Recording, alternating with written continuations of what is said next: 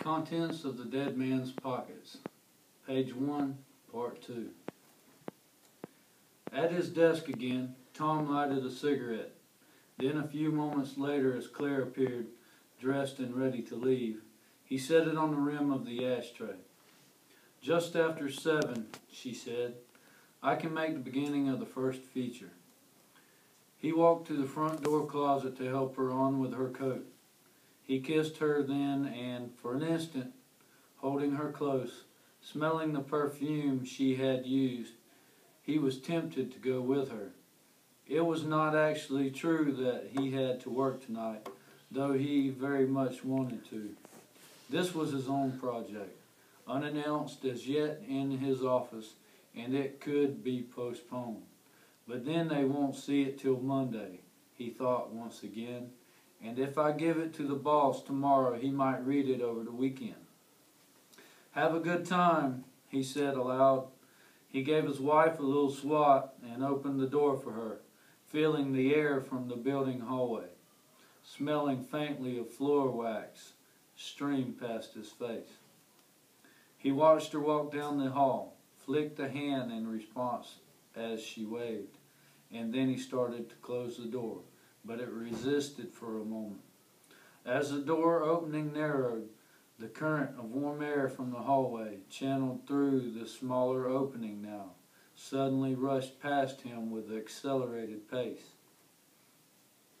Behind him he heard the slap of the window curtains against the wall and the sound of paper fluttering from his desk, and he had to push to close the door. Turning, he saw a sheet of white paper drifting to the floor in a series of arcs, and another sheet, yellow, moving toward the window, caught in the drying current flowing through the narrow opening. As he watched, the paper struck the bottom edge of the window and hung there for an instant, plastered against the glass and wood. Then, as moving air stilled completely, the curtain swinging back from the wall to hang free again, he saw the yellow sheet drop to the window ledge and slide over out of sight. He ran across the room, grasped the bottom edge of the window and tugged, staring through the glass. He saw the yellow sheet dimly now in the darkness outside, lying on the ornamental ledge a yard below the window. Even as he watched, it was moving, scraping slowly along the ledge, pushed by the breeze that pressed steadily against the building wall. He heaved on the window with all his strength, and it shot open with a bang, the window weight rattling in the casing.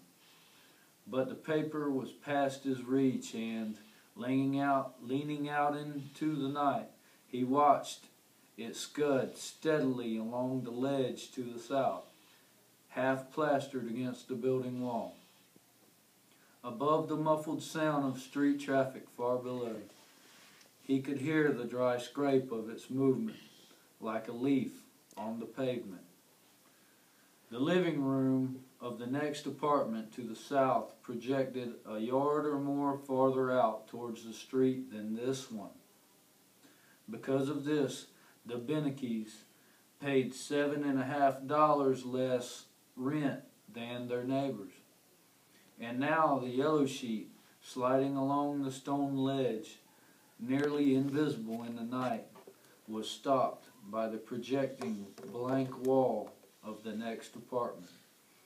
It lay motionless then in the corner formed by the two walls, a good 5 yards away, pressed firmly against the ornate corner ornament of the ledge by the breeze that moved past Tom Benneke's face.